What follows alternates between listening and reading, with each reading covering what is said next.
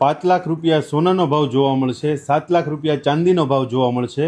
આ મારી પોતાની સમજણ અને મારા વિચાર કહી છે. બધા ઉપર આ નિયમ લાગુ નથી પડતો, પણ તમે 2035 સુધીની રાહ જુઓ. આ રીતે હું સમય વધારે કહું છું અને રકમ ઓછી કહું છું, પણ આનાથી પણ વધારે તમને મુવમેન્ટ જોવા મળશે. એનું મેઇન કારણ એ છે કે સોનું અને ચાંદી ઉત્પાદન લિમિટેડ થાય છે અને જરૂરિયાત બહુ જ ઝાઝી છે. ચાંદી છે એ 85% ઇન્ડસ્ટ્રીમાં વપરાઈ જાય છે, 15% તે આપણી પાસે બિસ્કિટમાં કે દાગીનાના ફોર્મમાં આવે છે. બાકી મોબાઈલ બનાવવામાં ચાંદી યુઝ થાય છે, સોલાર પેનલ બનાવવામાં. સેમસંગવાળાએ એક નવી પ્રકારની કારની બેટરીની શોધ કરી છે, જેમાં 9 મિનિટમાં ફૂલ ચાર્જ થઈ જાય અને 800 માઇલ સુધી ગાડી ચાલે. બાકી બધામાં 100-200 ગ્રામ ચાંદીની જરૂર પડતી હતી. કારમાં બેટરીમાં 1 કિલો ચાંદીની જરૂર પડવાની છે.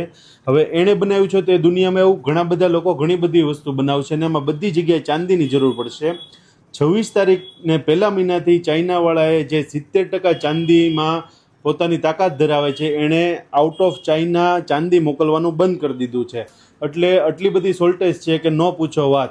અત્યારે ભાવ ઘટ્યા છે, વાત બરોબર છે, પણ તમારે જો લોંગ ટર્મનું વિચારતા હોય, 5-10 વર્ષનું વિચારતા હોય, તો ઓલ ઓવર ભાવ વધવાના જ છે.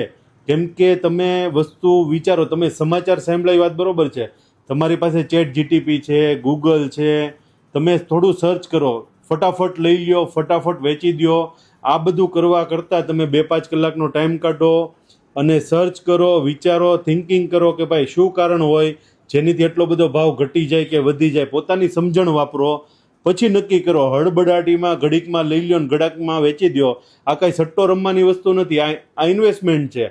અને લાંબા સમય માટે વિચારવાનું, આપણા ભવિષ્ય માટે વિચારવાનું હોય.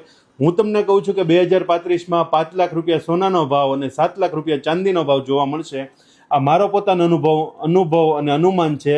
હવે તમે તમારી સમજણ વાપરી અને એક વખત વિચારી જુઓ. Thank you.